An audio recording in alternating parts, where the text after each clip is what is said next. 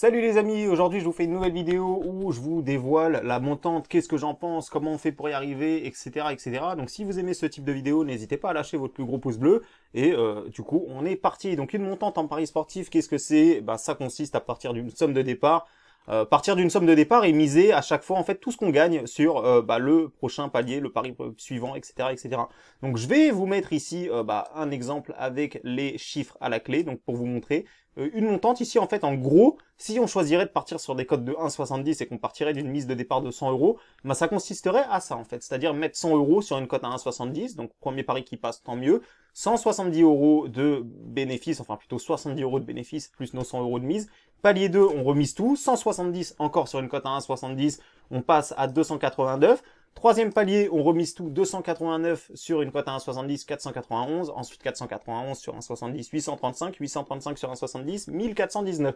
Donc ça paraît magique, parce qu'au final on se dit qu'on a juste à gagner 5 pronostics, en plus avec des favoris, des cotes à 1,70, pour faire passer 100 euros à presque 1500 euros, donc du x15 en même pas en 5 pronostics, quoi, et que des favoris. Donc c'est vrai que ça paraît tellement facile quand on voit ça, mais la pratique c'est beaucoup plus compliqué, parce qu'en fait, déjà, je pense que vous connaissez la théorie des montantes qui, au final, serait la même chose que de faire un combiné avec 5 matchs cote à 1,70, et vous le savez, si dimanche, je vous dis, faites-moi un combiné avec 5 matchs à 1,70, il y a de grandes chances que sur 10 week-ends, vous ne réussissiez à passer votre combiné que une ou deux fois si vous avez de la chance.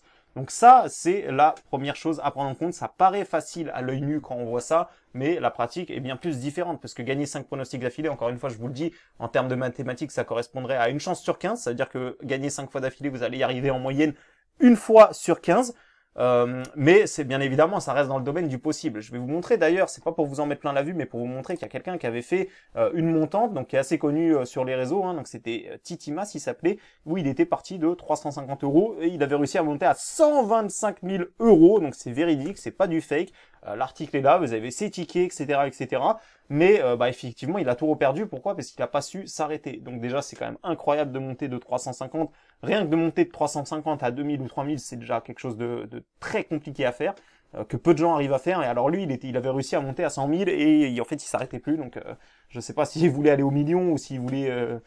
je sais pas trop ce qu'il voulait faire, mais en tout cas, voilà, vous avez un peu ces exemples ici. Alors lui, il jouait vraiment des petites cotes, hein. Lui, il faut savoir une chose, c'est que si vous voulez voir la stratégie un peu qu'il faisait, voilà, vous avez ces différents paliers ici, où on peut voir en fait qu'il jouait des cotes à 1,43, ici 1,78, 2,19. Donc il a joué aussi des cotes risquées, mais quand on regarde, il faisait des combinés. Donc après, moi, ça c'est pas du tout ce que je vous conseille, mais comme ça vous donne un ordre d'esprit de savoir comment il a fait en fait pour monter aussi rapidement et avec peu de risques quelque part. Quand on prend tous les matchs un par un, c'est vrai qu'on se dit qu'ils vont tous passer, mais vous le savez, si vous prenez 10 matchs avec des cotes à 1,20, quelle est la probabilité, le pourcentage de chance qu'il y ait un fait de match dans ces 10 matchs? Il peut y avoir un carton rouge, il peut y avoir des erreurs d'arbitrage, il peut y avoir des joueurs qui se baissent, il peut se passer tellement de choses sur un match de foot. Alors imaginez sur une dizaine de matchs comme ça où vous laissez le hasard se charger de votre montante tout simplement.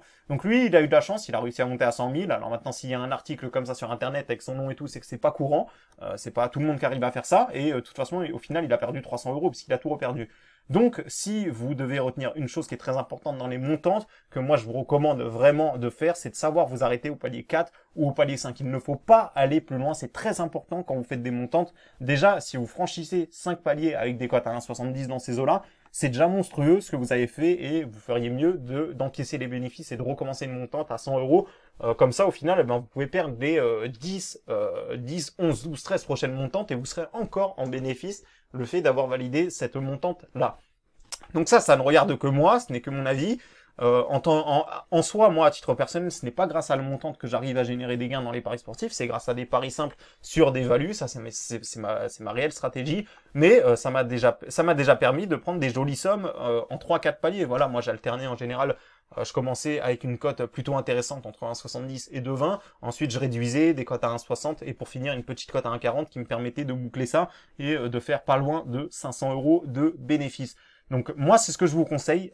Il faut vraiment savoir s'arrêter au palier 4 ou 5, sinon de 1, vous allez être frustré. Et de 2, imaginez que vous arrivez à monter à 835 et que vous reperdez tout après par la suite. Je peux vous assurer que psychologiquement, vous vous sentez comme si vous avez perdu 835 euros, alors qu'au final, vous n'en avez perdu que 100, que votre mise de départ.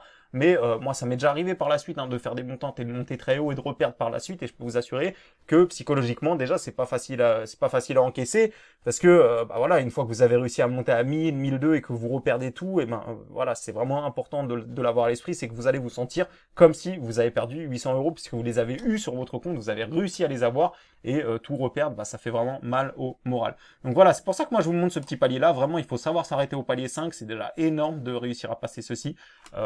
Et si vous respectez cette stratégie là, à la limite, je pense que c'est potentiellement possible de faire des gains, puisque sur 15 tentatives, vous allez forcément, enfin, si vous vous débrouillez bien et que pour peu que vous avez un peu de chance, sur 15 montantes envoyées, je pense que tout le monde est capable d'en rentrer au moins une sur 15. Voilà, après ça reste que mon avis, mais encore une fois, après il y a plein de trucs à respecter. Moi, j'ai donné tous ces conseils-là sur mon compte Instagram. J'avais fait une publication où je vous recommandais pour réussir vos montantes, de jouer des équipes à domicile. Bon là, c'est vrai qu'avec le cas de Covid, ça change un petit peu cette stratégie-là, mais en tout cas, j'avais noté ceci: jouer des équipes à domicile, toujours sécurisées, faire des doubles chances ou des DNB, puisque là, si vous choisissez un match de foot, il faut absolument que vous sécurisez 2 résultats sur 3 pour mettre toutes les chances de votre côté, si possible en plus sur un favori qui est bien payé.